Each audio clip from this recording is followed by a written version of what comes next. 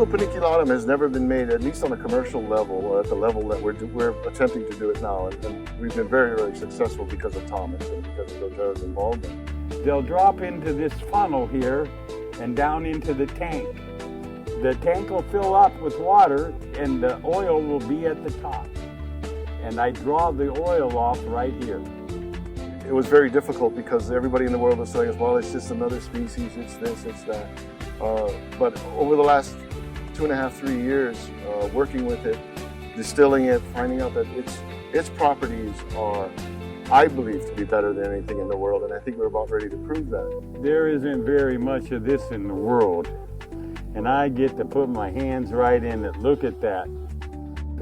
This holds 700 pounds of sandalwood chip. The lid will be on it after we finish filling it. Once it starts down that pipe, it heads to a heat exchanger. We take the vaporized oils and they separate. I think what Thomas has been able to accomplish here is, it's just unbelievable with the little resources, human resources he has, which is mainly himself, to be able to put together a system that's cranking out the incredible quality and yield of oil is mind-boggling to me. I've seen a lot of distillation setups, and this one is really top-notch. The paniculatum so far that I've seen is actually higher in the total xanthol content when you combine all those xanthols. When we say total xanthol content, we're not just talking about alpha and beta xanthol. We're talking about all the sesquiterpene alcohols that are common to the sandalwood oil. In terms of comparison to the spicatum or the Australian sandalwood, it's not even close.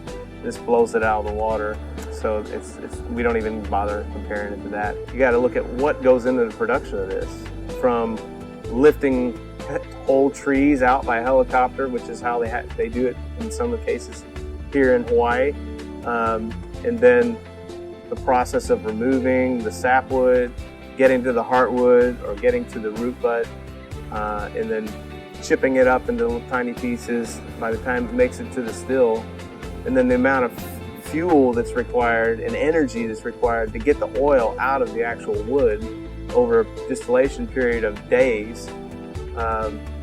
You can understand why it's so valuable. This represents, in this bottle, in terms of once it's bottled in small bottles, this represents $14,000. When you think about that, it's quite amazing.